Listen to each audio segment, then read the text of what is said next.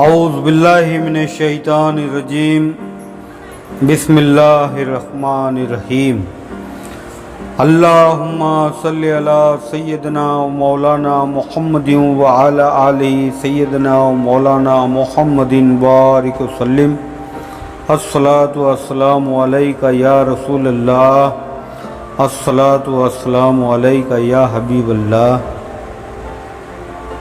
ناظرین اکرام، میں خاکسار جیم خلیل قادری آج پھر ایک نیا موضوع لے کر آپ کے خدمت میں حاضر ہوا ہوں، جس موضوع کا نام ہے خلافت آدم کی حقیقت۔ در حقیقت آدم صفی اللہ مسجود ملائکہ ہے، حضرت انسان سراپا آئین رحمان ہے۔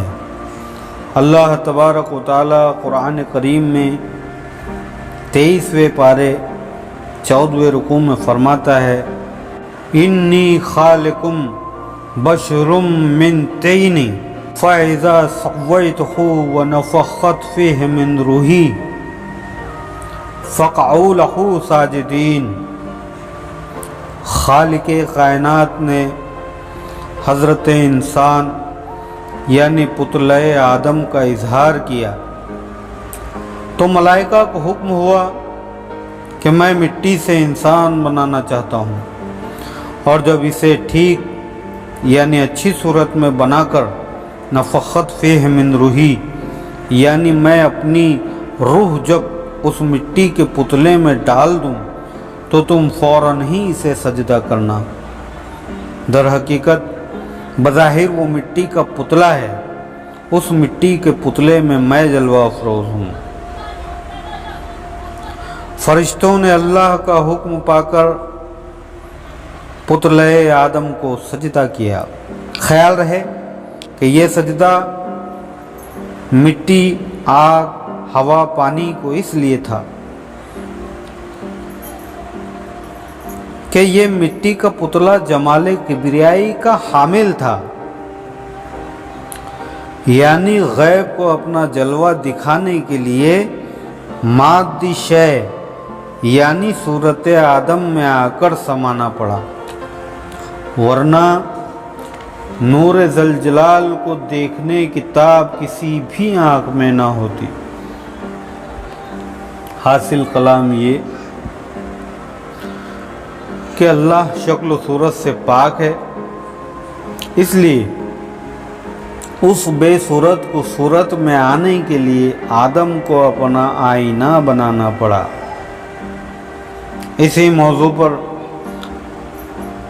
ہمارے فاضل دوست جناب سیف اللہ صاحب بھوکردنی نقشبندی رحمۃ اللہ علیہ فرماتے ہیں کہ ایک بے صورت میری صورت میں ظاہر ہو گیا، ایک بے صورت میری صورت میں ظاہر ہو گیا، زاہدو اس کا پتہ میرے سوا کوئی نہیں، اور کون ہے رہتا کہاں ہے اس کی کیسی شکل ہے، کون ہے رہتا کہاں ہے اس کی کیسی شکل ہے، پوجتے ہیں سب مگر پہچانتا کوئی نہیں۔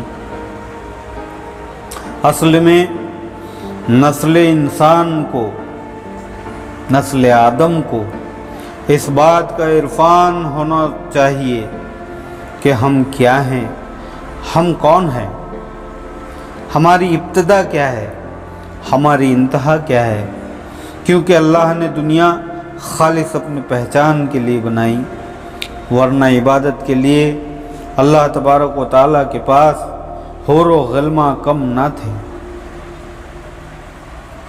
نسل آدم کے لیے لازم ہے کہ حق آشنا فقیر کامل کی صحبت اختیار کر کے اپنے دم کی خبر لے، اور دم کے پردے میں ہم دم کو جان لے۔ خاکسار کے 4 شعر اسی موضوع پر ملاحظہ فرمائیں کہ خدا تھا میں خودی کے عشق نے بندہ بنا ڈالا، خدا تھا میں خودی کے عشق نے بندہ بنا ڈالا، मेरी ही शक्ल का एक दूसरा नक्शा बना डाला, मेरी ही शक्ल का एक दूसरा नक्शा बना डाला। फरिश्ते क्या मुअल्लिम उनका खुद समझा नहीं मुझको, फरिश्ते क्या मुअल्लिम उनका खुद समझा नहीं मुझको। क्या आखिर किसने मेरी ज़ात को पर्दा बना डाला, क्या आखिर किसने मेरी ज़ात को पर्दा बना डाला। सुना कर नहनु अक़रब नफ्स के पर्दे में रहता है, सुना कर नहनु अक़रब नफ्स के पर्दे में रहता है।